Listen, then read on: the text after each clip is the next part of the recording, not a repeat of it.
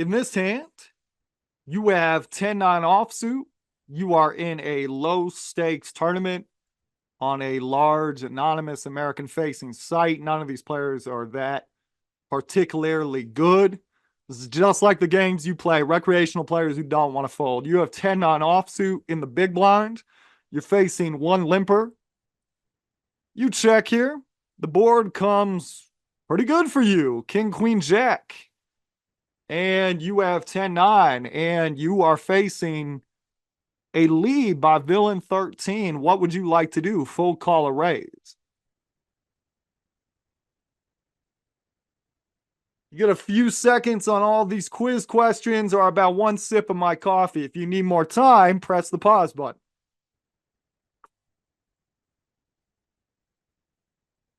Okie doke.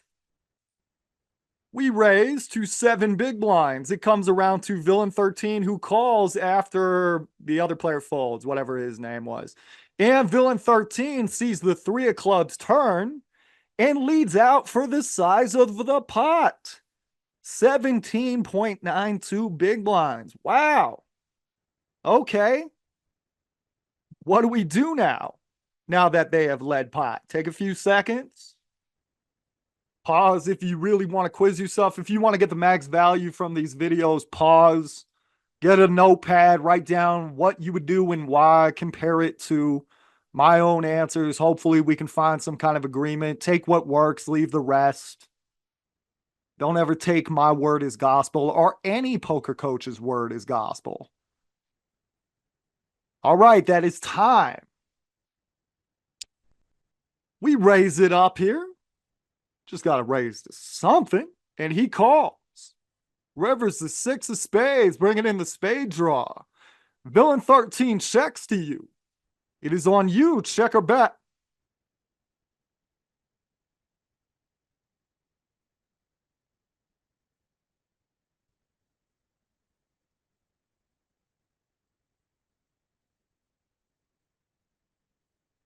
Just a few more seconds. Okay.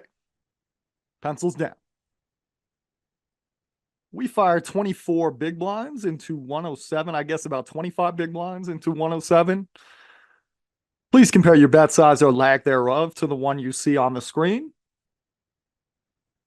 And this player calls and bang, bang. That is a 156 big blind pot. So let's go through this. So the name of the game is not don't make a mistake. A lot of people play very timid poker because they feel really bad about themselves if they make a mistake. Listen, every time I play poker, I make mistakes. Every time your favorite poker player plays, they make mistakes. You're never going to play mistake-free poker.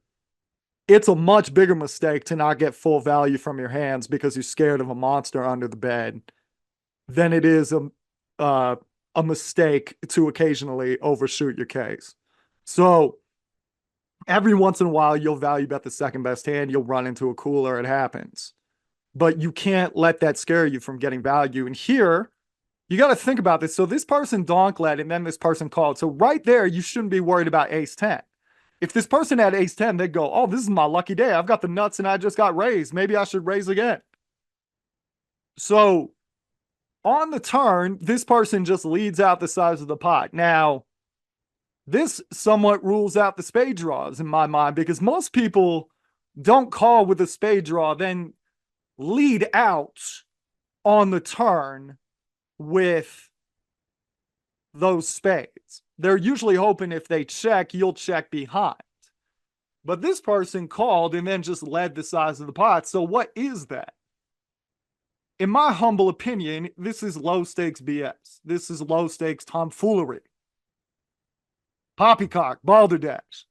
It's like 2 pair that wanted to see a safe turn card or somebody highly overvaluing a top pair that wanted to see a safe turn card. They didn't want to see a straight card come out. They didn't want to see a spade come out. They saw what they thought was a safe card and they went, all right, I'm going to charge you with all your draws. You got to think like low stakes players if you're going to play versus low stakes players, or if you're going to play 1-2 or 1-3 or 2-5, or if you're going to play $500 buy-in tournaments. You got to think like a recreational player thinks. Recreational player thinks they never get dealt anything. So if they flop the nuts and they get raised, they go, this is my time to finally get something. They get entitled to a big pot because they feel they never get dealt anything. So they're going to raise again. If they have a big draw, they're trying to hit their draw. They want to make a big hand so they can win a big pot. They don't want to blast away with their big draw and then get blasted off of it. That'll make them feel bad about themselves. So you don't have to worry about ace 10 here. You don't have to worry about two spades. This is some goof ass two pair or top pair, and you got to get money from them. You just have to get money from them. You're not going to get dealt this many hands. So you get called. This river card sucks because you and I know you don't have a ton of spades, but he doesn't know that. He is a basic player. And if he's a basic player, he's just going to see the flush draw come in and go, I hate that card. What do they say at the live table? I had you before the river, even if nothing gets shown down. So you got to make a bet here that no one's ever going to fold to. Now, with these dead basic players, if you bet 0 to 50% pot, that's essentially betting zero because they feel so dumb if they fold to that small of a bet and it turns out you were bluffing. So they're just never going to do it. The station's biggest fear is if they just put in one more bet, if they just put in one more call, they could have won a huge pot. The worst thing that's ever happened to them in their life was they folded some mediocre hand versus a raise and a re-raise, and it turns out they would have flopped the flush or the top set or whatever it was. So they take that same manner of thinking to the river right here. So he's not going to fold to you if you bet 0 to 50% pot. Now, we already had a pretty big pot here. I maybe could have gone a little bit bigger. But again, we're not worried about the spades. He doesn't bet call the spades on the flop and then just blast away with it on the turn. He's going to be afraid of getting priced out. And we're not worried about the ace 10. There's a chance he would have raised that pre-flop, and there's a very big chance he would have raised again with it on the flop. So we just go for value, and we get ourselves a really nice sized pot here because we weren't second guessing ourselves, waiting for better cards, not going for value. We were actually structuring a range in our head. If you want to, okay, so one of the reasons I get called with so many of these bets is because I'm constantly triple barrel bluffing as well. So people get a little bit more averse to folding to me. If you want to get that aggressive image, if you want to learn how to triple barrel effectively, check out my full-length training package. It's free. It's in the information section of this video.